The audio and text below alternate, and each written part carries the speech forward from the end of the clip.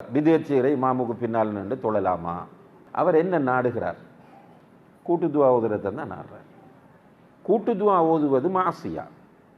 மாசியாண்டான பாவம். சிகரெட் குடிக்கிறது மாசியா. கரண்டைக்கு கீழே ஆடையை அணிவதும் மாசியா. இப்போ நம்ம கூட்டு துவா ஓதுகிற இமாமுக்கு பின்னால் நின்று தொழ முடியாது என்று சொன்னால், சிகரெட் அடிக்கிற இமாமுக்கு பின்னுக்கு நின்று தொழ முடியாது. கரண்டை கீழே ஆடை அணிகிற இமாமுக்கு பின்னுக்கு நின்று தொழ முடியாது. இப்போ நம்முடைய பார்வையில் தாடி வைப்பது என்பது வாஜிபாகும். எனவே கிளீன் சேவ் பண்ணுவது மாசியா. அப்படி செய்து கொண்டு ஒருவர் தொழுவிச்சா அவருக்கு பின்னால் நின்று தொழ முடியாது. அதே போல பெற்றோரை கொடுமைப்படுத்துவது பெரும்பாவம். நமக்கு தெரிஞ்சு ஒருவர் அம்மா அப்பாவை கவனிக்கிறல்ல நைமாமா இருக்கிறார், இவருக்கு பின்னால் நின்று தொழ முடியாது என்று வந்துடும். விளைச்சா? அப்போ இமாம்கள் பிதஅத் செய்கிற இமாமுக்கு பின்னால் நின்று தொழக்கூடாது என்று சொன்னார்கள் என்றால் அதனுடைய அர்த்தம் என்ன சொல்லுங்க? பிதா முக்கஃபிராவை செய்கிற இமாம்களுக்கு பின்னால், அதுதான் அதனுடைய அர்த்தம். ஆனால் பிதா சின்ன பிதத்தாக இருந்தாலும் பிதஅத் இமாம் இப்னு தைமியா ரஹ்மஹுல்லாஹ் அவர்கள் சொல்கிறார்கள், பிதஅத் இப்லீஸுக்கு ஏனைய பாவங்களை விடவும் விருப்பத்திற்குரியதாகும். இன்னும் ஒரு தாரமியில் ஒரு ரிவாயத் வருது, பிதஅத் செய்கிறவர்களை விட்டும் அல்லாஹ் தௌபாவுடைய வாசலை தடுத்து விட்டான், மூடிவிட்டான். அவங்களுக்கு தௌபா இல்லை. அதாவது மதுபானம் அருந்தும் போது யாருக்காவது மதுபானம் ஹராம் என்று தெரியாமல் குடிக்கிறாங்களா? எல்லாருக்கும் தெரியும் ஹராம் என்று. வட்டி எடுக்கிறான், எல்லாருக்குமே தெரியும் அது ஹராம் என்று. அப்போ அவனோட உள்ளம் உறுத்திக்குத்தான் அவன் அதை செய்ய போகிறான். அப்போ ஒரு கட்டம் வரும்போது, ஒரு நல்ல ஒரு பயானை கேட்கும்போது அவன் நம்ம இப்படி ஒரு பாவத்தை பண்ணிட்டோமே தௌபா செய்வோமே என்று தௌபா செய்வானா இல்லையா? கண்டிப்பாக செய்வான். ஆனால் பிதஅத் செய்கிறவன் என்ன எண்ணத்தோடு செய்கிறான்? மீலாது விழா கொண்டாடுகிறவன் என்ன நியத்தோட மீலாது விழா கொண்டாடுறான்? என்ன, நான் தான் ரசூலுல்லாவை அதிகமாக நேசிக்கிறேன் என்று நினைத்து தான் மீலாது விழா கொண்டாடுகிறான். ரைட்? உதாரணமாக சலாத்து ரகாயிபுன்ற ஒரு தொழுகை நம்ம நாட்டில் இல்லை, ஆப்பிரிக்க நாடுகளில் இருக்கக்கூடிய ஒரு தொழுகை. இந்த தொழுகையை தொழுகிறவர் என்ன நியத்தோட தொழுவார்? நான் முன்பின் சுன்னத்தின் தொழுது, இரவு தொழுகையும் தொழுது, சலாத்து ரகாயிபும் தொழுது அல்லாஹுடைய அன்பை பெறக்கூடியவன் என்கிற உணர்வோடு தான் அவர் தொழுவார். அப்போ பிதஅத் செய்கிறவர் நன்மை என்ற நோக்கத்தோடு பிதஅத்தை செய்வதனால் அவர் ஏன் தௌபா செய்யணும்? அவர் செஞ்சது அவர பார்வையில் என்னது? நன்மை. நன்மையை போய் தௌபா செய்யறது யாரெல்லாம் மன்னிச்சுங்கன்னு. அப்போ பாருங்க, ரசூலுல்லாஹி அலைஹி வஸல்லம் சொல்றாங்க, தௌபாவோட வாசல் மூடப்பட்டு விட்டார். அப்படின்றால் அர்த்தம் அவர் தௌபாவை பற்றி யோசிக்க மாட்டார், ஆனால் பாவம் செஞ்சு கொண்டு இருப்பார். இப்லீஸ் அவனை பிதஅத்தில் ஆழ்த்திட்டான் என்று சொன்னால் அப்படியே அவனை பெர்மனண்ட் ஆக்கிடலாம். அப்போ பிதஅத் டேஞ்சரானது. அது பெரிய பிதஅத்தாக முக்கஃபிராவாக இருந்தாலும் சரி, முஃபஸ்ஸிகாவாக இருந்தாலும் பிதஅத் டேஞ்சரானது. அதற்காக வேண்டி ஹுக்கும் கொடுக்கும் போது, தீர்ப்புகள் வழங்கும் போது முக்கஃபிராவுக்குரிய தீர்ப்பை கொண்டு முஃபஸ்ஸிகாவுக்கு கொடுத்து விடக்கூடாது. அப்போ இஸ்லாத்தை விட்டு வெளியேற்றக்கூடிய பிதஅத்வாதிக்கு பின்னால் நின்று நம்ம தொழக்கூடாது. இப்போ இஸ்லாத்தை விட்டு வெளியேற்றக்கூடிய பிதஅத்துக்கு நான் சொன்ன உதாரணம், நம்முடைய சமகாலத்தில் உள்ள உதாரணம் என்ன? வஹ்தத்துல் வஜூத். இப்போ ஸ்ரீலங்காவில் இருக்கு வஹ்தத்துல் காதியானி, ஸ்ரீலங்காவில் இருக்கு. இப்படியான இமாம்களுக்கு பின்னால் நின்று தொழ முடியுமான்னு கேட்டால் தொழக்கூடாது. ரைட்? அதே போல இந்த கபர் வணக்கத்தில் ஈடுபடக்கூடியவர்கள், அவர்களுக்கு பின்னால் நின்று தொழ முடியாது.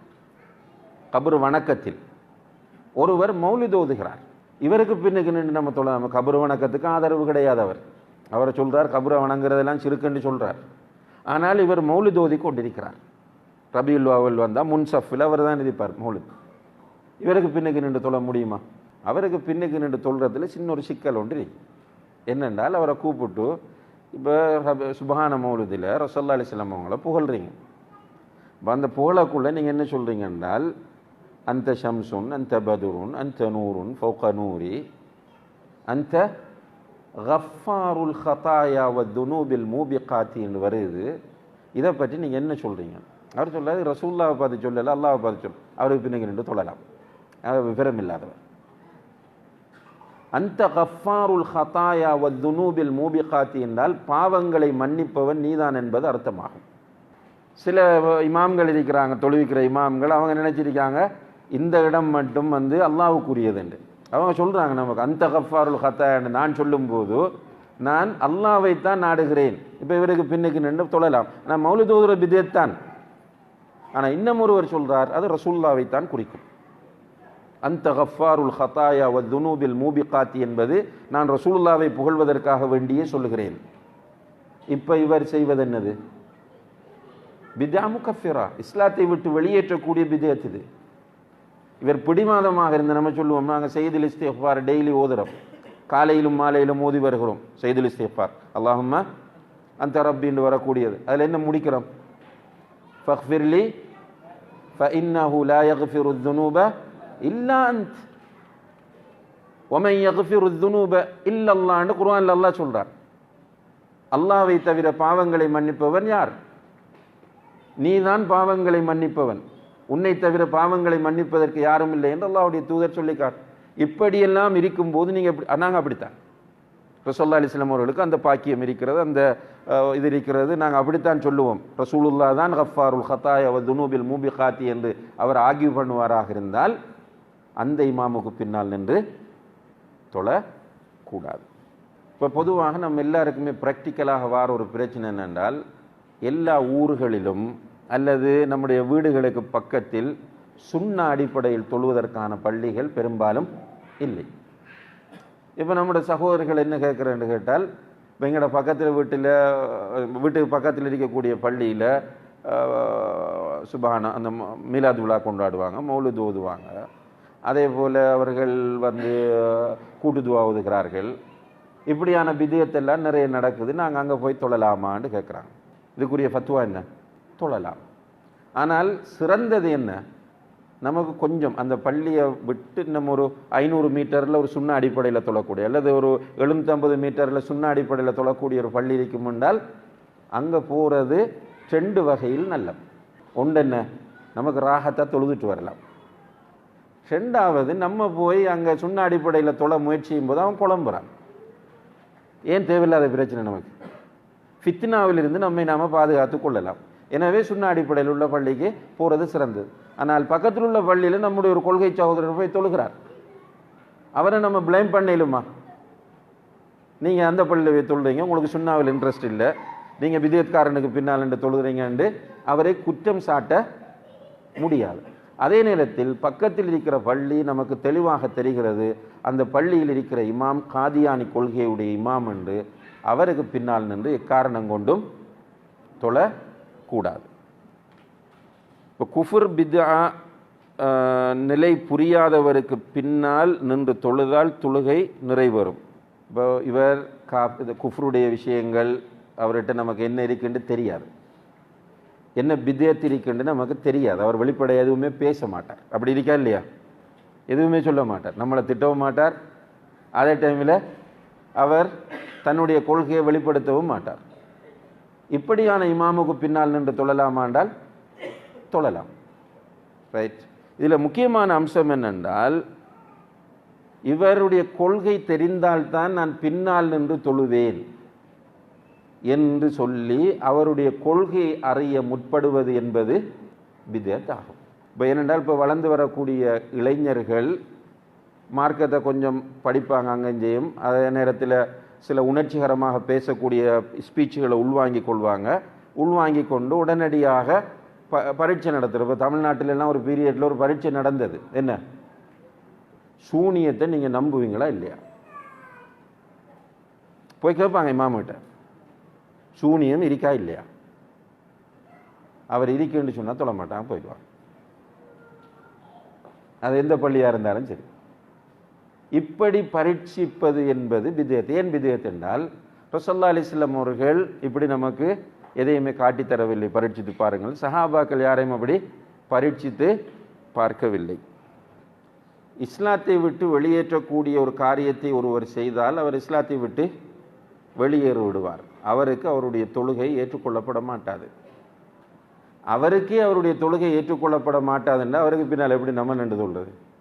இஸ்லாத்தை விட்டு வெளியேற்றாத ஒரு காரியத்தை செய்கிற ஒருவர் தொழுதால் அவருடைய தொழுகை ஏற்றுக்கொள்ளப்படுமா இல்லையா? அப்படி ஏற்றுக்கொள்ளப்படாது என்றால் நம்மில் யாருடைய தொழுகையும் ஏற்றுக்கொள்ளப்படாது. பூமியில் வாழக்கூடிய எந்த ஒரு முஸ்லிமுடைய தொழுகையும் ஏற்றுக்கொள்ளப்பட மாட்டாது. ஏனென்றால் பாவம் செய்யாத முஸ்லிம் பூமியில் இருக்க முடியாது. மனிதனாக பிறந்தவன் பாவம் செய்வான். சில நேரம் சிறிய பாவமாக இருக்கும், சில நேரம் பெரிய பாவமாக இருக்கும். அப்போ நம்ம சொன்ன 2வது வகை பித்அத்தை பொறுத்தவரையில் இஸ்லாத்தை விட்டு அவர் வெளியேற மாட்டார். அப்போ இஸ்லாத்தை விட்டு அவர் வெளியேற மாட்டார் என்றால் அவர் முஸ்லீம் தான், ஆனால் பாவி. அதே நேரத்தில் மனைவியை கொடுமைப்படுத்துகிறவரும் பாவிதான், அண்டை வீட்டாருக்கு தொல்லை கொடுக்கிறவரும் பாவிதான், கிளீன் சேவ் எடுக்கிறவரும் நம்முடைய பார்வையில் பாவிதான். என்ன தாடி வைக்கிறது வாஜிப் என்று எடுத்துக்கொண்டான். இப்போ என்ன செய்ய போறீங்க? யாருக்கு பின்னுங்க நின்று தொழுவீங்க? பித்அத் செய்கிறவருக்கு பின்னால் நின்று தொழக்கூடாது என்று ஏதாவது ஹதீஸ் இருக்கிறதா? இன்னும் ஒரு விஷயம் இருக்கு, உங்களுக்கு குழப்பத்தை ஏற்படுத்தி இருக்கிற ஒரு விஷயம் என்றால் பித்அத்தை ஒருவர் உருவாக்குவது. அது சின்ன பித்அத்தா இருக்கலாம், பெரிய பித்அத்தா இருக்கலாம். ஒருவர் ஒரு பித்அத்தை உருவாக்குகிறார் என்றால், உருவாக்குற என்றால் என்ன? குர்ஆன் சுன்னாவில் இல்லாத ஒன்றை இவர் குர்ஆன் சுன்னாவில் இல்லைன்னு சொல்லிட்டு நான் உருவாக்குறேன்னு சொல்றார். அல்லாஹோட ஃபைட் பண்ண வரார். இவருக்கு பின்னால் என்று தொழ முடியாது, சின்னதாக இருந்தாலும் சரி பெரியதாக. என்ன அவர் இஸ்லாத்தை விட்டு வெளியே ஷிர்க்குன்னு அல்லாஹ் குர்ஆனில் சொல்லி காட்டுறான். அதை நம்முடைய சமூகத்தில் இருக்கிற பிரச்சனை என்னென்றால், இப்போ நடைமுறையில் பார்க்குறோம், ஒரு ஊரில் கூட்டுத்துவான்றது இருந்துகிட்டே இருக்கு. ஷாஃபி மதுஹபை பின்பற்றக்கூடிய ஊர்களுக்கு நீங்கள் போனால், நாடுகளுக்கு நீங்கள் போனால் கூட்டுத்துவா என்பது இருக்கு. இப்போ நம்ம படித்திருக்கிற அடிப்படையில் ரசூலுல்லாஹி அலைஹி வஸல்லம் அவர்கள் ஃபர்லான தொழுகைகளுக்கு பிறகு எங்குமே கூட்டாக துவா ஓதினதாக இந்த ஆதாரமும் கிடையாது. எனவே நம்முடைய உலமாக்கள் என்ன சொல்கிறாங்கன்னால், ஃபர்லான தொழுகைகளுக்கு பிறகு கூட்டாக துவா கேட்பது பித்அத்தாகும் என்று சொல்கிறாங்க. ரைட். இந்த பித்அத்தை ஒருவர் செய்தால் அவர் காஃபிராகி விடுவாரா, இஸ்லாத்தை விட்டு வெளியேறி விடுவாரா என்றால் இல்லை. ஆனால் இந்த விஷயம் நரகத்திற்கு இட்டு செல்லுமா இல்லையா? நரகத்தை கூட்டுதுவா ஓதியதற்காக அவர் நரகத்தில் ஒரு இடத்தை வாங்கி கொண்டார் என்றெல்லாம் பேசுறது டூ மச் எக்ஸ்ட்ரீமிசம். அது எந்த ஒரு உலமாக்களும் இப்படி பேசலை. ஹதீஸ்கள் நம்மளை விட சஹாபாக்களுக்கு கடும் ஆர்வம் இருந்துச்சு. கடும் என்றால் அது அளவிட முடியாத அளவு ஆர்வம் உள்ளவர்கள். சஹாபாக்கள் யாரும்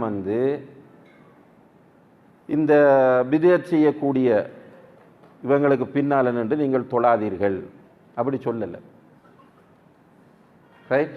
எந்த அளவுக்கு என்றால் ஹஜ்ஜாஜ் இப்னு யூசுப், ஹஜ்ஜாஜ் இப்னு யூசுப் அவருக்கு வரலாறு பெற்றிருக்க பேர் என்ன?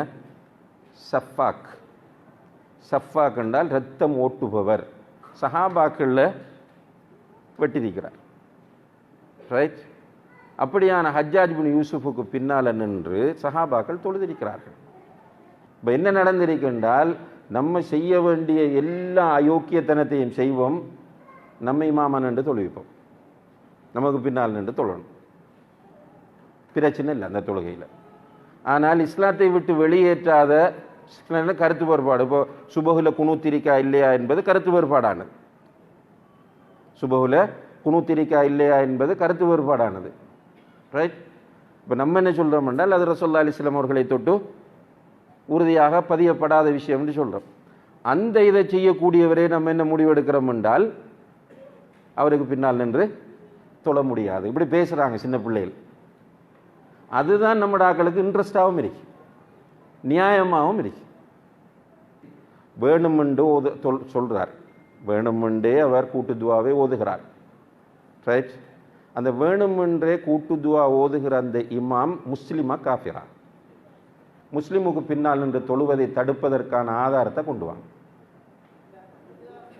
நான் இப்போ நான் கேட்குறேன், இப்போ நீங்கள் மார்க்கம் நீங்கள் மனோ இச்சைப்படி பேசலாது.